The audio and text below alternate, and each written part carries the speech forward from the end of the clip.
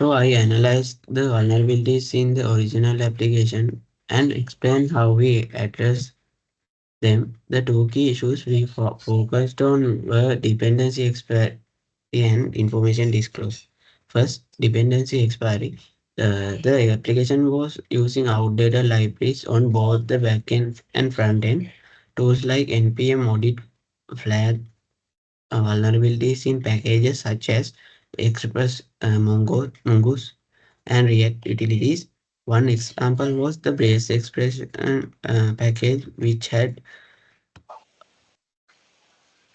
uh, regu- regular expression denial of service vulnerability. If exploited, this could crash the server, even expose sensitive data. We mitigate this by updating most dependencies to the secure versions, looking them in package location and documenting the few transitive vulnerabilities that couldn't be fixed without upgrading npm itself. Second, information disclosure. The original service layer is directly through raw errors to the client.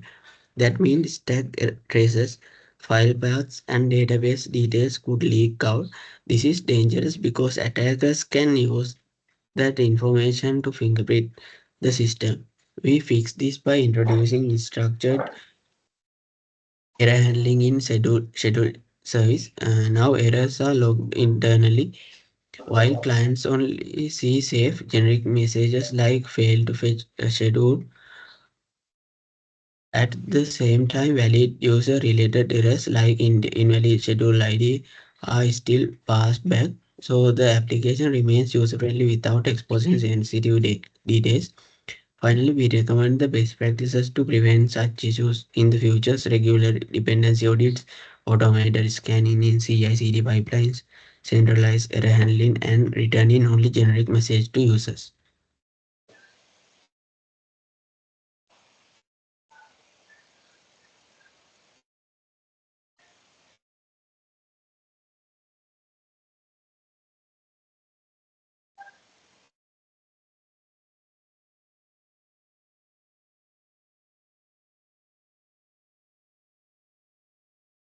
So one of the vulnerabilities I identified was a mass assignment, also called overposting, happens when a system automatically maps all incoming request fields to the database objects. Attackers can exploit this by sending extra fields to manipulate data they shouldn't have access to, such as user roles or account status. So as an example, in our feedback part, a feedback object has fields like user ID, email address, message, and date. Initially, our API accepted all incoming fields directly and saved them to the database. This allowed an attacker to send a field like user role and potentially change their privilege or alter other users' data. It's like even like in here. Uh, so to prevent mass assignment, I explicitly pick only the fields we allow to be updated or created. When creating feedback, we only accepted email address, contact number, area. Uh, any extra fields sent by the user are ignored by the system. This ensures the attackers cannot manipulate sensitive properties like user role or account status. This clearly demonstrates that restricting which fields can be submitted mitigates the risk of unauthorized data modification. And the next vulnerability I came up was the input validation process, which is the process of verifying that any data coming from the user is both correct and safe before it is processed or stored in the system. Without input validation, attackers could submit invalid data, which can cause database errors and system crashes. As an example scenario, users submit feedback through a form. This form has fields like email, phone number, feedback type, and message initially. If the system accepted any data without checking its format, for example, someone could submit a string in the email field or include special characters that break our database queries. So, um, to solve this, um, we implemented strict validation rules. We check the email must have a proper format, phone number must contain only digits, required fields cannot be empty, only allowed values for drop down fields like feedback are accepted. So, from this, demonstrate that input validation prevents invalid or dangerous data from entering the system. So, to answer.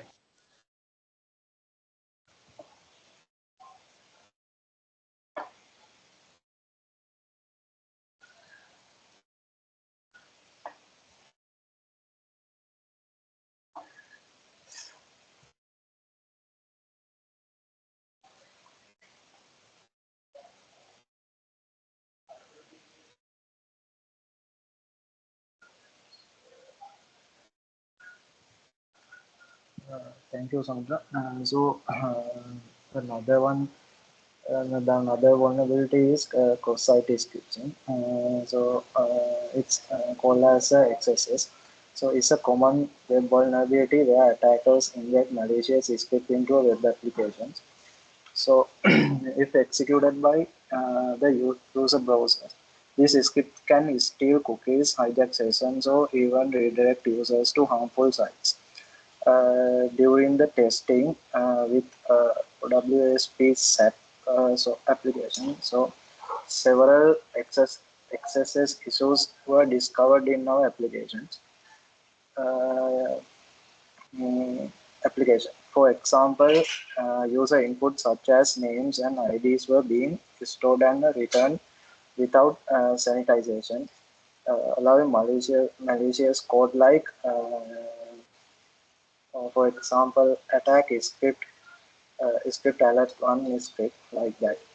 So to fix this, I implemented multiple layers of defense. Uh, on the back end, I use libraries such as XSS for sanitization, Express Validator for structured input validation, and I use Helmet for setting strong content security policy headers for Stripe checkout like that. On the front end, I added DOM Purify to sanitize any rendered content. For example, I add payment management section for DOM Purify library. Uh, this ensures that user inputs are validated, sanitized, and encoded before being displayed. Together, these measures significantly reduce the risk of XSS attacks. The second improvement is authentication using Google OAuth 2.0. Instead of creating a username and password, users can now log in securely with their Google accounts. On the backend, I use Passport.js Passport.js with the Google strategy, and after successful authentication, JWT token is generated. The front end then receives the stores this token for session handling. This is not only improves security by avoiding password storage, but also enhance user experience with the faster login process. Thank you. I over to Dinesh.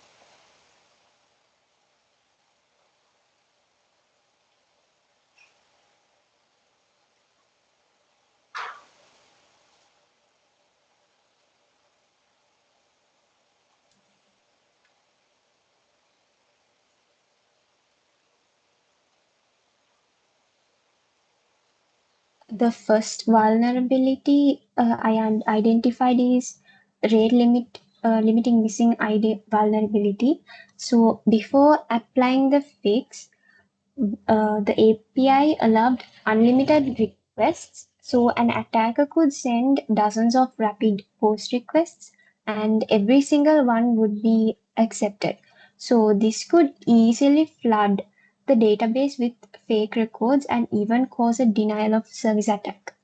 So as you can see, after applying the fix, we introduced a express rate limiter middleware. So now only the first 100 requests are accepted. So from the 101st request onwards, the server automatically blocks them with the 429 too many requests error. So this protects the system from spamming and denial of service attempts. The second vulnerability is overexposed data vulnerability. So before applying the fix, when fetching waste, for example, waste collection records, the API returned all database fields. So this includes internal metadata like the ID, version field, and timestamps. So it also returned the entire dataset at once without pagination. So this exposed unnecessary information and could make the system slow and unstable and vulnerable for the attackers. So after applying the fix, we restricted the API to return only safe fields such as the residence, details, collection, date, waste type, etc. While the metadata fields are no longer exposed. And I have also added pagination so that only 10 records are returned at a time. So this prevents attackers from exploiting large unpaginated responses. So in summary, I fixed the two issues that are rate limiting missing and overexposed data. So these changes protects the system from denial of service attacks and also mainly leaking sensitive information. Thank you.